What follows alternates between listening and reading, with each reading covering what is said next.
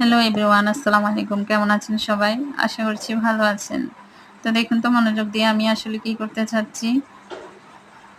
আশা করছি ভিডিও দেখে আপনারা বুঝতে পারবেন একটু হলেও।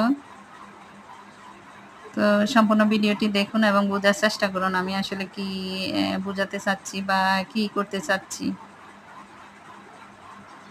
যেকোনো কাজ শুধু করলেই হয় না। মনোযোগ সহকারে যখন আপনি কাজটা করবেন এবং একটু ভেবেচিন্তে কাজটা করবেন, তখন আসলে কাজটা অনেক অসাধারণ হয়ে যায়। দেখুন এতক্ষণ এই খালি পাতাগুলা রগ ছাড়া কেমন লেগেছিল, আর এখন রগ দেয়ার পরে আসলে পাতাগুলা কেমন হচ্ছে।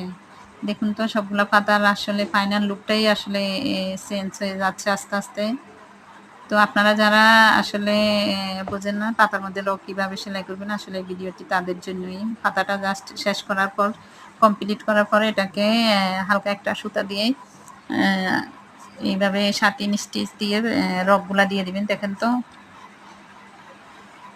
অসাধারণ একটা লুক এসছে। পুরা পাতাটাই চেঞ্জ হয়ে গেছে। দেখুন মাশাআল্লাহ।